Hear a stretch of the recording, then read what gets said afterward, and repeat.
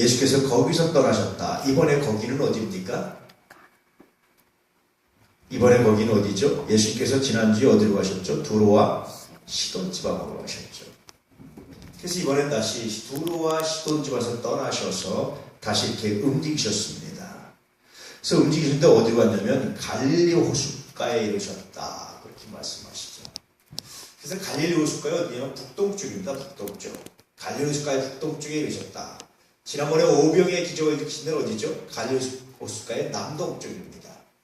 그래서 이쪽에 있다가 이제 두로와 시도로 갔다가 다시 이쪽으로 오셨죠. 이렇게.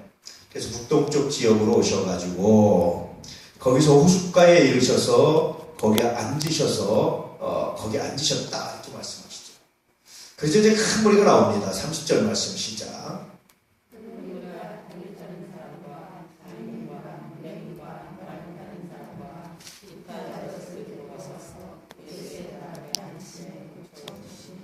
이미 많은 사람들이 예수의 소문을 들었어요. 그래서 예수님이 가는 곳마다 많은 사람들이 따라다녔는데 특히 누가 따라다니면 병자들이 따라다녔습니다. 그래서 병자들이 세상에서 고칠 능력도 없고 의원을 찾아갈 돈도 없고 또 찾아간다 한들 그 당시 의술로 고칠 수 없는 많은 병들이 있었습니다. 여기 있는 이 병들 중에 그 당시 의원들이 고칠 수 있는 병이 있나 보십시오.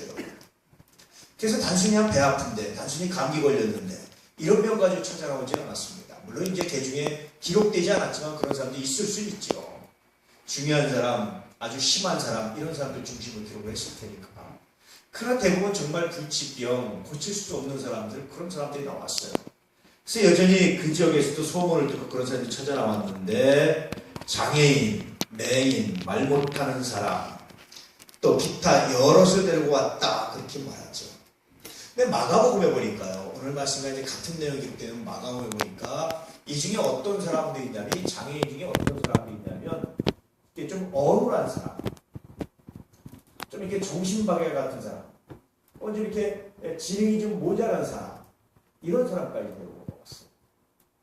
그러니까 단순히 그냥 이렇게 고칠 수 있는 사람이 아니었어요. 이런 사람도 오늘날도 못 고칩니다. 그렇잖아요. 이런 사람까지 들어왔는데 예수께서 이런 사람까지 고쳐주셨다 이렇게 말씀하셨어요. 그래서 이 마태복음이 기록될 때 사실 예수님을 직접 만나본 사람들이 많은 사람들이 살아있었는데요. 이런 사람들까지 고친 현장을 그들은 많이 목격을 했던 거죠.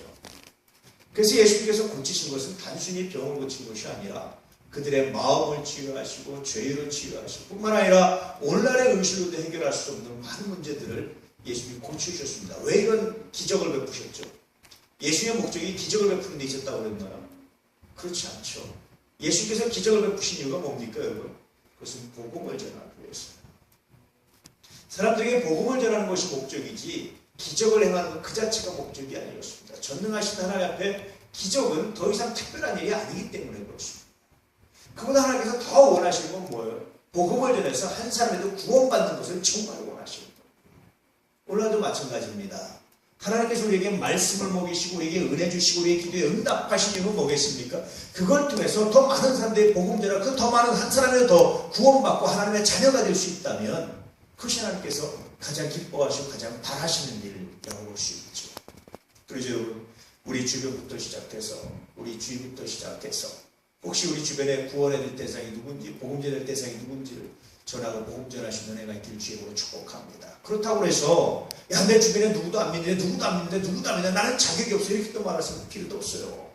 열심히 전했는데 안 들으면 그의 잘못입니다. 그렇기 때문에 나는 그 자격이 없다. 나는 안 된다 이렇게 생각할 필요도 없습니다. 단지 내가 최선에서 복음을 전했으면 그것은 그의 책임이지 내 책임이 아니라 그런 오늘 말씀을 통해서 다시 우리가 깨닫는 것은 최소한 최선에서 복음을 전해야 되겠다. 이 열정이 우리에게 있어야 된다는 겁니다. 왜냐하면 그것이 하나님의 마음이었고 예수께서 많은 병자들에게 이렇게 치유사를 하신 근원적인 이유이기 때문이다라고 볼 수가 있죠. 자, 31절 말씀 시작.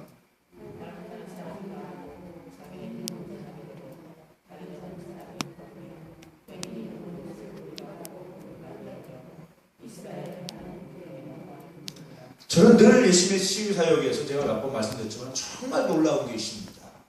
많은 사람들이 보면서 놀랍게 여겨서 이스라엘에 하나님께 영 돌렸다라는 얘기는 이들이 유대인이었다는 겁니까? 아니었다는 겁니까?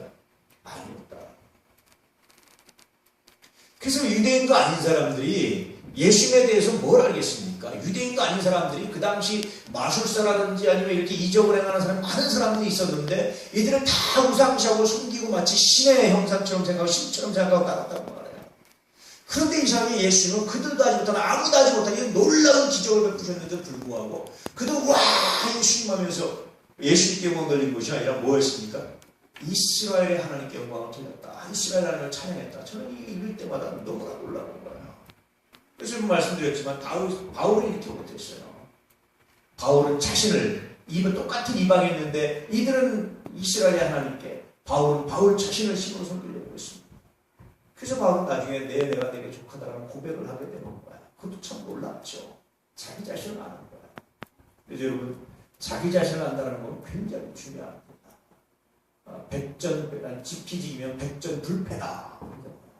100번 써서 100번 지지 않을 수 있다. 이기지 못해도 최소한 지지는 않을 수 있다는 거예요. 비길 수 있다는 거예요.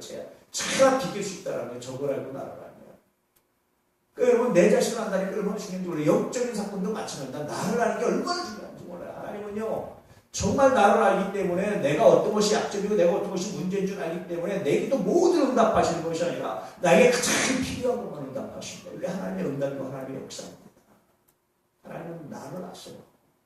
우리 자신보다 우리를 압니다. 이게 하나님의 은혜입니다. 이게 얼마나 귀한 건지 몰라요. 그래서 여러분 다윗 바울처럼 내 은혜가 내게 족합니다. 하나님께 열심히 기도하시되 응답이 없을 때 하나님 하시지 않을 때는 내 은혜가 내게 족합니다. 자기 자신 아는 거 굉장히 중요해요. 우리 여러분 다 돈 있기 원하잖아요. 돈 많으면요. 우리 중에 여러분이 예수님 오고 부인하고 세상에 있는 완전히 그냥 방탕하고 빠지고 신앙버린 사람 굉장히 많습니다. 미안하지만 우리는 대부분 그럴 가능성이 있어요. 그렇지만 하나님이 주십니다. 물질 쏟아부으십니다. 대부분 그럴 가능성. 우리가요 학벌이 더 좋잖아요. 여러분 난리 날 수 있습니다. 기존 학벌 좋은 분들이 겸손한 분들 보면 그 존경스러워요. 그분들은 그래도 낫지 않을까 이런 생각이 들 때가 많아요. 우린요 더 지금보다 잘나고 더 지금보다 유명하잖아요. 여러분 정말 난리 날 수도 있어요. 늘 말씀드리지만 중요한 것은 뭡니까 여러분? 하나님 나에게 복 주세요. 하나님 나에게 뭐 주세요 하고 기도하는 것보다 더 중요한 게 뭡니까? 내가 그 복을 받을 만한 그릇을 준비하는 거죠. 마음의 그릇을 준비하고 믿음의 분량, 믿음의 그릇을 준비하고 그것 때문에 내가 교만해지지 않도록 그것 때문에 내가 어깨에 힘이 들어가지 않도록 그것 때문에 내가 외면하지 않도록 그릇을 준비하는 것이 얼마나 중요한지 몰라요. 이게 참 은혜입니다. 그래서 늘 제가 말씀드리지만 내 그릇인지 아닌지 알 수 있는 방법이 하나 있죠. 어느 정도 되면 그때부터 내가 나도 모르게 목에 힘이 들어가고 나도 모르게 잘하고 싶고 나도 모르게 얼굴이 세워지는지 고개가 뻣뻣해지는지를 본인은 알 수 있어요. 그 보면은요 내 그릇이 이 정도구나. 조금 더 하면 큰일 납니다. 그때 조금만 여러분 사람들에게 존중하게 띄워주면 이렇게 그것 때문에 황홀하고 어떻게 할 줄 모르는 거예요. 여러분 그게 그릇이에요. 그때는 하나님 이 이상 높게 하지 마십시오. 이 이상 더 갖지 말게 하십시오. 이 이상 내가 더 누리지 말게 하십시오. 여기서 중단해 주십시오. 성장하고 싶은 하나님 내 마음을 내 그릇을 이 정도 가지고 교만하지 않게 해주십시오. 이 정도 가지고 하나님 내가 머리가 뻣뻣해지지 않게 해주십시오. 이 정도 가지고 하나님 내가 고개가 뻣뻣해지지 않게 해주십시오. 이 정도 가지고 하나님 내가 사람들을 무시하는 일을 하지 않게 하십시오. 그렇게 기도하는 것이 그렇게 묵상하고 자기 그릇을 넓히는 것이 복을 받는 비결입니다. 전능하신 하나님, 창조주 하나님, 우리를 사랑하시는 우리의 아버지 하나님이요 가장 좋은 것으로 풍족하게 주고 싶은 것이 하나님의 마음이다. 진심입니다. 제가 확신컨대 여러분 진심입니다. 그런데 우리가 다 우리 그릇이 작아서 우리 그릇이 부족해서 그래서 그래요. 그래서 늘 말씀드리지만 자기 그릇을 키우는 것 우리가 늘 평생을 묵상하고 기도해야 될 정말 중요한 일들입니다. 그렇게 그릇을 키워가는 은혜가 있기를 주님으로 축복합니다. 다시 말하면 그 정도 했다고 머리가 뻣뻣해지고 그 정도 했다고 무시하고 그 정도 했다고 내가 잘난 척 그 정도 했다고 내가 이뤘다고 큰 소리치고 그 정도 했다고 내가 자랑하고 싶고 여러분 이게 자기 그릇이에요. 어떤 사람은 한 달에 200~300만 원 벌면 내가 월급이 많은데 이런 사람이 있어요.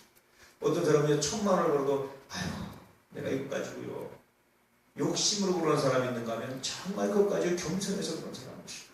어떤 사람은요 더 은혜로운 사람 어떤 사람인 줄 아십니까? 내가 100만 원 벌었든 200만 원 벌었든 하나님의 은혜에 감사합니다. 그래서 감사할 줄 아는 사람 이런 사람이 정말 하나님께 복을 받는 사람이고 그릇이 있는 사람이고 복받을 준비가 된 사람들입니다. 이렇게 그릇을 준비하는 거룩한 역사가 있기를 주의 이름으로 축복합니다. 할렐루야. 얼마나 귀한지 몰라요. 오늘 다시 보면 이 실화에 하나님께 영광 돌렸다. 정말 예수님께 감동하는 겁니다. 어떻게 하면 더 진득할 수 있을까? 어떻게 하면 자기 자신이 아니라 하나님께 영광 돌릴 수 있게 할 수 있을까? 여러분 정말 놀랍지 않습니까? 정말 귀하지 않습니까? 제가 간혹 가다가 수업 끝나고 요즘은 이제 안 치는데 학생들이 박수를 쳐요. 이렇게 박수 치지 마시라고. 왜 나한테 박수 치냐? 박수 치지 말아라. 그래도 습관돼서 계속 박수 쳤어요. 근데 요즘엔 안 쳐야죠. 그것처럼 민망한 게 없어요. 제가 그 순간 수업 끝나고 나올 때마다 무슨 생각하는 줄 아십니까? 난 아직도 멀었구나. 난 아직도 주님 닮을 아직도 멀었구나. 그런 생각이 들 때가 아주 절망스러워. 고맙지만 고마운데요. 학생한테 고마운데 그러면서 동시에 아주 절망스러워요. 난 아직도 멀었구나. 내가 영광 받으려고 하는구나. 내가 학생들한테 박수 받으려고 난 아직도 멀었구나. 왜 그 순간에 우리 학생들이 하나님께 감사합니다. 하나님께 영광 돌리지 않고 나한테 박수 칠까? 아주 수업 끝나면 고맙기도 하지만 또 한편 아주 절망스러울 때가 있어요. 예수를 닮는 건 정말 아직 멀었구나. 그런 생각이 들 때가 정말 많죠. 여러분, 우리의 그릇을 알고 바울처럼 감사하든지 그릇을 넓혀서 더 그 그릇을 준비하시든지. 그래서 예수님처럼 우리가 무슨 일을 하든지 어떤 일을 하고 나면 사람들이 우리에게 박수치고 와 대단합니다라고 말하기 전에 하나님께 영광 돌리시는 하나님을 찬양합니다. 고백하시는 그런 멋들어진 삶, 멋들어진 섬김이 있기를 주님으로 축복합니다. 그렇다고 해서 우리를 무시당하지 않습니다. 예수님 무시하지는 않았잖아요. 중요한 건 그보다 하나님께 먼저 영광 돌렸다라는 거예요. 이런 신앙, 이런 멋스러움, 이런 은혜, 이런 것들을 좀 간직했다면, 이런 것들을 간직한다면 정말 여러분 하나님께서 여러분의 삶의 평생에 정말 놀라운 것으로 채우실 겁니다. 이 말씀을 깊이 묵상하며 살아가실 때를 주님을 축복합니다. 그래서 예수 무슨 기적을 했다, 뭘 했다, 이건 별로 관심이 없어요. 왜냐하면 예수께 당연한 일이에요. 이거는 정말 놀라운 것은 사람들이 이방인들조차도 이 실화를 하나님께 유대인도 절대로 하나님께 영광을 얻었다. 이 말은 뭐냐면 그 능력이 하나님께로부터 왔다는 사실을 알았다. 예수 자신의 능력이 아니라 그 능력이 하나님께로부터 왔다는 사실을 알았다는 건데 어떻게 알았겠어요? 예수께서 계속해서 말씀하시면 고치는 장면은 안 나왔지만 계속해서 말씀하신 건 하나님께서 주신 능력으로 하나님께서 이렇게 하시고 하나님께서 당신을 사랑하시고 하나님께서 치유하시고 하나님께 영광을 드립니다. 늘 입에서 하나님이란 이름이 하나님이란 말이 단어가 떠나지 않았을 거예요. 예수님께. 그래서 이것이 가능했던 겁니다. 여러분들 입에 주의 이름을 묵상하고 달고 살 수 있기를 축복합니다. 할렐루야. 그게 하나님께 모두를 기이지 않을까라는 생각이 있죠. 자, 32절 말씀 시작.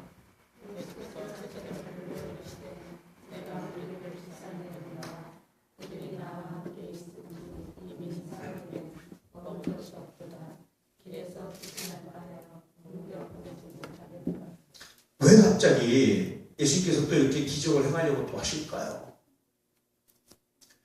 14장부터 좀 다르다고 그랬잖아요. 그렇죠? 왜 그랬습니까? 아마도 생각한 예수님께서 기적을 행하시는 이유와 원인이 있습니다. 목적이 있습니다. 제자들이 그 전에 두로와 시돈 지경을 가다가 누굴 만났습니까? 가난한 여자를 하나 만났잖아요. 이 여자를 만나서 예수께서 하신 비유가 뭐였습니까? 주인의 상에서 떨어지는 부스러기를 마치 이방인들을 개쳐 그 여인의 믿음을 테스트하고 그 여인에게 믿음의 치유를 하시기 위해서 예수께서 부득불 그렇게 비유를 하셨는데 그걸 제자들이 들으면 어떻게 생각하겠어요? 아, 주님이 그러셨다. 주님이 이방인들을 개처럼 주님도 그러셨다. 주님이 이방인들을 그냥 부스러기나 주는 것처럼 그러셨다라고 오해할 수 있잖아요. 아마도 성경에 명확하게 기록되어 있지 않지만 아마도 제 생각에는 이것 때문에 예수님께서 이 기적을 칠병이의 기적인데 이 칠병의 기적을 다시 또 준비하지 않으셨을까? 그래서 이방인들에게 그 여인을 예수님께서 믿음을 테스트하고 믿음을 확증시켜서 이렇게 하신 것 뿐이지 진짜 이방인들을 개로 여긴다든지 진짜 이방인들에게 부스러기나 던져주는 그런 존재가 아니라 이 이방인들도 유대인들에게 똑같은 방식으로 똑같은 능력으로 예수님께서 먹이시고 입히시고 소중히 여긴다는 사실을 증명해 주시기 위해서 이렇게 이 기적을 행하셨습니다. 소위 말해서 칠병의 기적을 행하셨습니다. 그래서 예수님께서 제자들을 불러 이렇게 말씀하십니다. 내가 무리를 불쌍히 여긴다. 이스라엘 하나님이라고 말했던 사람들, 유대인이 아니라고 말했던 사람들, 그 중에 많은 우상 숭배자들이 모든 무리를 내가 불쌍히 여긴다. 제자들은 아마 가난한 여자의 그 기적, 치유를 생각하면서 굉장히 충격받았을 겁니다. 아, 그래도 되는구나. 이제까지 보니까 예수님은 이방인들도 존중하고 나 하는 것 같았는데 그 여자한테는 보니까 아, 그래도 되는 거구나 라고 생각했을지 모르는데 아마 이 얘기를 듣고 충격받았을 거예요. 내가 우리를 불쌍히 여긴다. 내가 유대인들과 똑같이 살아간다. 그런 이제 말씀을 하시는 거죠. 그러면서 말씀하시기를 그들이 나와 함께 있은 이미 사흘이다. 보통 여러분 유대인들은요, 어디 길을 떠나면 사흘치 식량과 사흘치 물을 갖고 다녀요. 사흘이 지나면 이제 그때부터 뭐냐면 굶어야 되는 거예요. 이미 예수를 쫓아와서 사흘 밤낮을 예수를 쫓아다니는 거니까 얼마나 많은 병자들과 예수님의 사흘 밤낮을 고치시고 치유하시고 그 다음에 또 어떻게 하셨습니까? 가르치시고 복음전 이런 일을 계속하셨단 말이죠. 사흘을 하신 거예요. 사흘을. 그냥 하루 이렇게 한 번 쭉 하고 만 게 아니었어요. 그 사람들이 사흘을 예수를 쫓아다니면서 사흘을 말씀을 듣고 사흘을 기적의 영을 체험하고 사흘을 기다려서 치유받고 이런 일을 한단 말이에요. 많은 사람들이 하나님께 영혼 돌리니까 집에 돌아가고 싶은 마음이 없는 거죠. 같이 구경하고 또 같이 보고 와 그도 왔다 이도 왔다 이 사람도 왔다 이야 저 사람도 왔네. 그리고 어떤 사람이 그냥 다리를 못 걸어가지고 이렇게 들것에 메어보면 너도 날 거야 너도 이 사람도 그랬었는데 나서 너도 가봐 빨리 가봐 빨리 가봐 예수님한테 빨리 가봐 그러면 너도 치유하실 거야. 이렇게 얘기했겠죠. 그러다 보니까 먹을 것이 떨어졌어. 그때 예수께서 저들에게 그들이 사흘이면 먹을 것이 다 떨어졌다. 돌아가다 이제 돌려보내려고 하는데 돌아가다가 기진할까 해서 내가 염려가 돼서 궁격을 하지 못하겠다. 이 말씀을 하시면서 아마 제자들 마음속에 굉장히 놀라운 사실이 깨달아졌을 겁니다. 이방인도 변함없이 동일하게 사랑하시는 주님의 마음을 비로소 제자들이 알게 됐을 거예요. 33절 말씀 시작.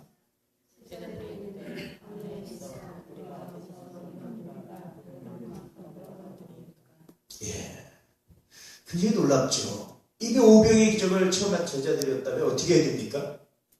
아, 주님 그때도 그러셨는데 하면 되지 않습니까? 이렇게 말해야 되잖아요. 당연히 그래야 되잖아요. 그렇죠?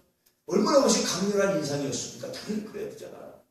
근데 제자들이 이렇게 말한 이유가 뭘까요? 아마도 둘 중에 하나 잊어버렸다든지 그것을. 근데 잊기는 어려웠을 것 같아요. 제가 보고. 그래서 그 가능성이 크지 않을 것 같아요. 아마도 그들이 이방인이었기 때문에 제자들 마음속에 있는 차별이 아니었을까 하는 생각이 듭니다. 그들이 이방인이기 때문에 우리가 굳이 예수님이 이방인들까지 그렇게 줘야 되나요? 이방인들한테까지 그렇게 해야 되나요? 이런 마음들이 있었다고 볼 수 있죠. 그래서 예수님께서 이 기적을 준비하신 것 아닐까 싶습니다.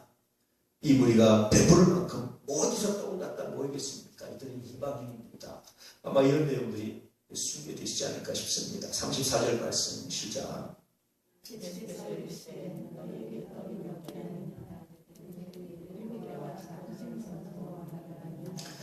오병의 집도 참 재밌잖아요. 예수님께서 굳이 제자들이 갖고 있는 떡을 그 몇 개를 취해가지고 일하실 이유가 있나요? 굳이 그러실 이유가 있나요? 굳이 그러실 이유가 없어요. 뭐 돌덩이로 만드셔도 되고 아니면 그냥 하나님 전능하시는 무에서 이를 창조하신 하나님이 그냥 떡이 있으라 그러시면 되는 말씀만 하시면 돼요.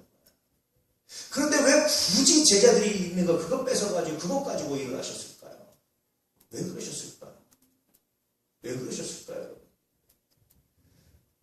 안드레에게 떡 5개 물고기 2마리 갖다 준 그 아이, 그 아이의 헌신이 얼마나 귀하고 아름답습니까? 예수님이 그러신 이유는 그냥 말씀으로 떡이 있으라 해서 충분히 하시는데 그런 이유는 뭡니까? 우리에게 기회를 주시는 겁니다. 어떤 기회를 주시는 겁니까? 헌신할 수 있는 기회를.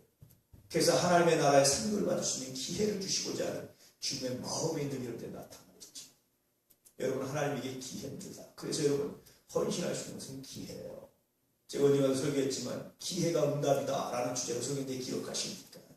은혜 베풀 때 은혜 베풀고 하는 자들 하나님께서 잘되게 하신다. 얼마나 놀랍습니까? 난 돈이 없습니다. 난 그렇게 내 거가 석자입니다. 나는 할 만한 능력이 없습니다. 그거 얘기하는 거 아니에요. 하나님께서.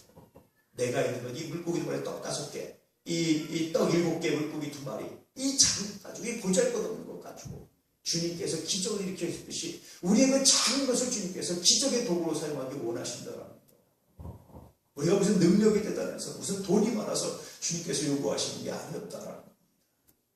그래서 주님은 늘 그냥 말씀으로만 하셔도 되는데, 말씀으로만 천지를 창조하신 하나님이신데 늘 우리를 위해서 우리의 그 작은 것을 들어 사용하셔서 이 작은 것이 비교할 수 없을 만한 가치로 바뀌고 하십니다. 도대체 여러분, 이 작은 것으로 4,000명을 남기고 이렇게 7광지를 남겼다면 도대체 여러분 몇 배로 불어난 겁니까 이게? 그렇잖아요. 보통 이 정도 한 2-3 사람이 여기 정도 할 수 있는 건데 이게 몇 배로 불어난 거예요 이게. 여자와 아이들까지 지금 4,000명이니까 10,000명이 넘고 15,000명이 20,000명 됐을 건데 몇 배로 불어난 겁니까 이게? 10,000배로 불어난 거예요. 10,000배. 최소 10,000배 이상 불어난 거예요. 어마어마하잖아요. 30배, 60배, 100배는 아무것도 안 돼. 사실 하나님의 역사가 10,000배로 수임받잖아요. 놀랍지 않습니까? 그러므로 여러분, 하나님께 헌신할 수 있는 기회를 놓치지 않기를 정말 축복합니다. 그게 지혜입니다. 그게 은혜입니다. 그게 쌓여져서 하나님께서 놀라운 역사를 일으키시는 거예요. 그것이 보이지 않는 능력이 돼서 하나님께서 우리에게 베푸신 은혜가 돼서 나중에 시간이 지나오면 정말 하나님 감사합니다. 저는 이렇게 보면서 시간이 지나서 그때는 그냥 그거 갖고 별로 표도 안 나는 것 같은데 시간이 지나서 하나님 참 감사합니다. 그렇게 고백할 때가 종종 있어요. 하나님 정말 감사합니다. 그 일이 주셨고 그 작은 것, 그 아무것도 아닌 그것도 온전한 게 아니라 그 불의한 것, 그 코묻은 것, 그 온전하지 않은 것 하나님 그걸 사용하셔서 하나님 이런 일을 이루셔야 돼요. 정말 감사합니다. 여러분 이것이 얼마나 귀하고 아름다운지요. 할렐루야. 그러므로 여러분 많지 않습니다. 그 사람들 다가 아닙니다. 7개와 작은 생선 2마리, 아주 보잘것없는 생선 2마리, 이거밖에 없습니다. 그거면 족합니다. 그들에게 비들어서 와서 하는 것도 아닙니다. 그거면 족한 겁니다. 그래서요, 여러분 헌금할 때도 사실 빚어서 하는 건 성서적이 아니에요. 그냥 내게 있는 것만큼, 내가 할 수 있는 분량만큼 최선을 다하면 그게 하나님 하시는 겁니다. 나머지는 하나님이 하시는 겁니다. 내가 하는 게 아닙니다. 자, 35절 말씀 시작.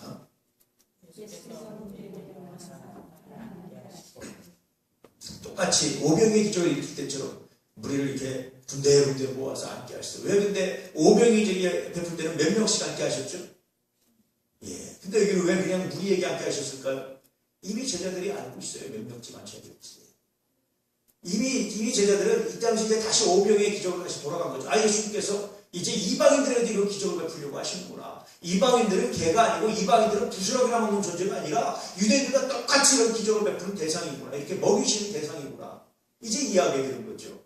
그러니까 다시 유대인들에게 했던 것처럼 갈릴리에서 동남쪽에서 했던 것처럼 여러분 50명씩 50명 짝져서 앉으세요. 이렇게 앉으세요. 이미 한 번 해봤기 때문에 이제 그렇게 이제 무리를 앉히죠. 그래서 굳이 몇 명씩이라면 앉히라고 말씀하시죠.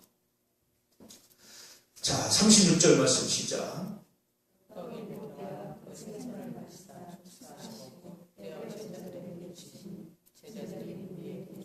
예. 떡 7개와 그 작은 생선 2마리 그것을 가지고 축사하시고, 축사라는 말은 다시 말하면 감사하시고, 감사하면서 축복하시고 이런 뜻입니다. 다시 말하면 좀 더 정확하면 감사라는 뜻이 있어요. 이게 무슨 맛을 주야 하고 여기다 무슨 안수한 게 아니라 이 떡을 하나님 감사합니다. 오늘 이 우리들에게 먹을 걸 주셔서 감사합니다. 하나님 감사합니다. 오늘 여기 모인 이 광야에 모인 수많은 사람들에게 이 귀한 양 주셔서 하나님 감사합니다. 이 축사라는 말을 통해서 연구해 보면 원어를 보면요, 아, 예수님의 비밀이 여기 있었구나 하는 뜻이. 본인이 능력이 있으니까 사람들한테 자, 떡 2마리 떡 7개 작은 생선 2마리 타놓고 자, 보시오 하면서 뭐 이렇게 가지고 나누더라 이렇게 사람들이 와 예수님이 이랬을 거 아니에요. 그런데 예수님은 그렇게 하지 않고 하나님께 하나님 감사합니다. 우리에게 먹을 것이 감사합니다. 우리에게 떡을 주셔서 감사합니다. 하나님께 기도하는 장면을 많은 우리들이 봤어요. 그들이 다시 떡을 먹으면서 이게 누가 베푼 기적입니까? 이게 예수님이 아니라 하나님이 베푸신 기적을 인식하고 이 시간에 하나님께 다시 모아보고, 그러고 보면 병을 고친 것도 그냥 나서 나라 뭐 이렇게만 하신 게 아닌 것 같아요.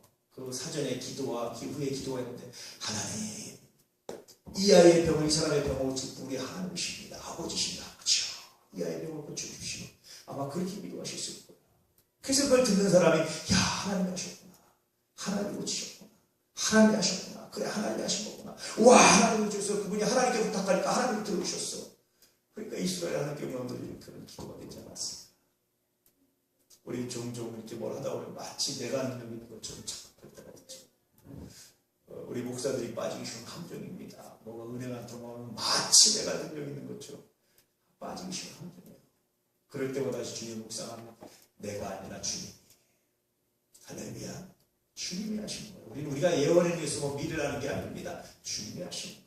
내가 무슨 선한 일을 했다고 선한 역사가 나타나는 게 아니고 주님이 하시는 거예요.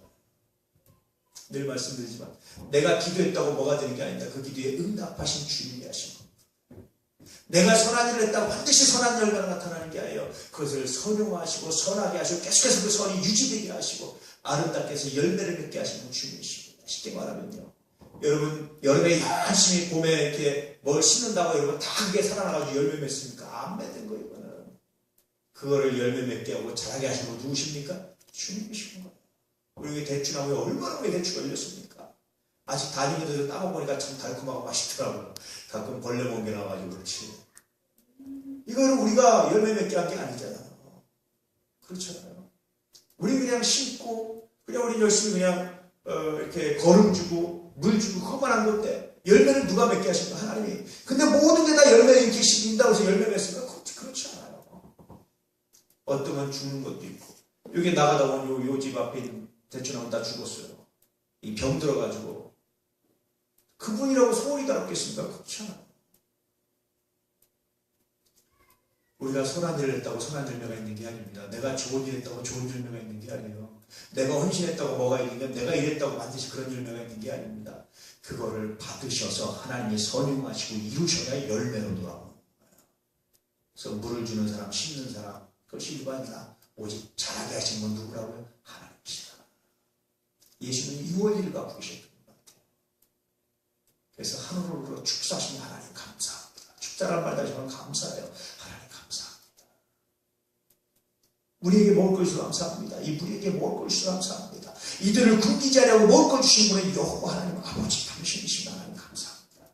이제 이들에게 하나님 먹을 걸 내려주시옵소서. 기도하고 기도하라는 장면을 본 사람들이 보니까 그거 나눠주니까 계속해서 나눠줘도 부족하면 하나님이 놀랍구나. 하나님이 놀라우시는구나 라고 고백할 수밖에 없었죠. 그래서 여러분 감사는요 정말 놀라운 기적의 도구입니다. 감사합니다. 이건 정말 놀라운 기적의 도구인 것 같아요. 감사합니다. 그래서 우리 입에 늘 달고 살아야 되는 말 몇 마디 있는데 첫 번째는 축복합니다. 두 번째는 감사합니다. 누가 좀 사람이 생각나면 축복합니다. 그리고 내 자신이 생각나면 감사합니다. 여러분 이게 얼마나 어려운지 몰라요. 나를 생각하면 감사합니다. 다른 사람이 생각하면 축복합니다.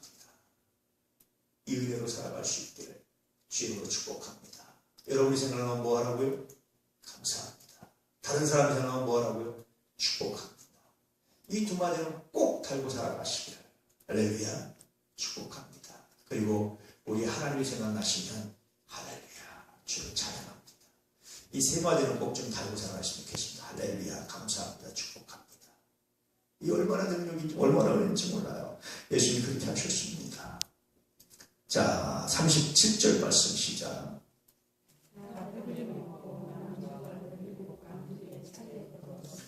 오늘도 또 거두셨어요. 왜 그러셨다고 그랬죠? 오병의 기적 때 말씀드렸죠. 왜 예수님이 그냥 지처럼 나도 그냥 하기까지 많은 데로 놔둘 수 있는데 제대로 통해서 먹고 나면 사람들이 확 배부르게 더 이상 누구도 못 먹겠다 그러고 했어요. 아마 그 중에는요 그냥 먹고 배 딱 치고 그냥 내려놓기만 했겠습니까? 그 중에 또 어떤 사람이 있습니까? 아이고 싸가지고 우리도 갖다 줘야지 싸가지고 갖다 줘야지 아마 그런 사람도 분명히 있을 거예요. 아마 그래서 싸가지고 가서 다 싸가지고 다 하고 또 남는 게 뭡니까? 그러니까 아주 그냥 본인들만 배불리고 온 게 아니라 그냥 싸고 남고 뭐 집에 돌아가려고 또 이렇게 며칠 걸어가야 되니까 또 가져가야 될 거 아니에요. 다 먹었으니까. 얼마나 여러분 이게 많이 남은 거예요. 근데 지처럼 사람들은 이미 배부른 사람들이 이제 더 이상 이렇게 먹으면 안 돼 그러고 그냥 배부를 때 음식은 여러분 정말 별로 보기 안 좋잖아요. 그랬는데 예수님 제자들이랑 다 거두라고. 다 거두라고. 그래서 거두고 나니까 몇 강주라고 했어요? 7강주를 차게 꽉 차게 거두었다. 다시 말씀드리지만 우리는 하나님 주신 복을 우습게 생각하고 그냥 아무렇게나 생각하고 그냥 있는 대로 다 쓰려고 그러고 있으면 그냥 쓰려고 그러고 그런 경우가 많잖아요. 아닙니다, 여러분. 하나님 주신 복을 잘 관리하고 모을 줄 아는 것도 이것도 지혜입니다. 모으기만 하는 것도 잘못돼요. 쓰기만 하는 것도 잘못된 겁니다.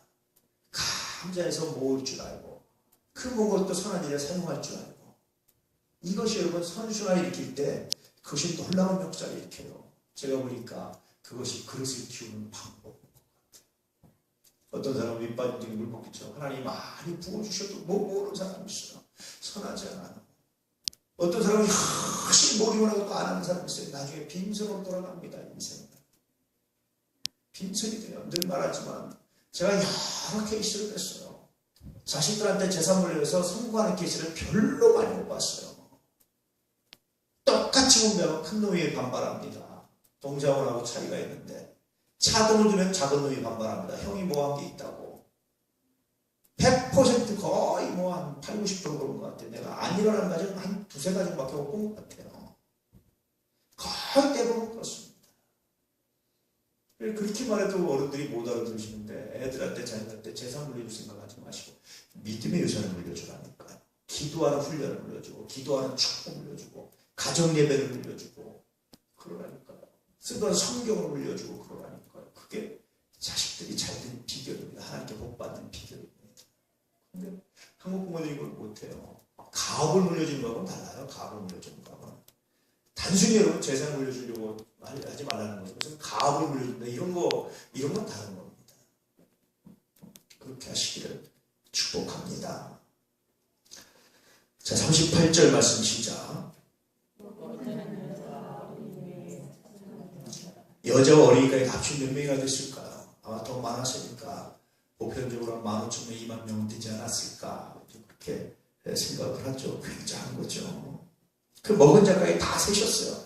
수많은 사람들이 먹었는데 뭘 셉니까? 아니야. 한 명 한 명 다 세고 4,000명 세시는 거예요.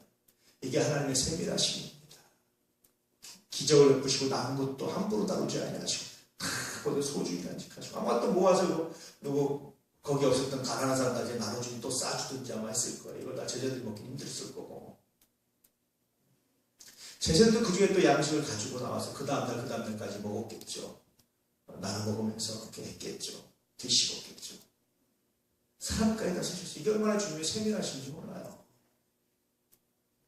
이게 주님의 방법입니다. 그래서 우리의 머리카락까지 세신다는 말씀이 이게 진실입니다. 주님은요, 우리의 세밀한 것까지, 우리의 작은 것까지도 기억하시고, 세밀하게 기억하시고, 작은 헌신까지도 세밀하게 기억하시고, 거기에 응답하시는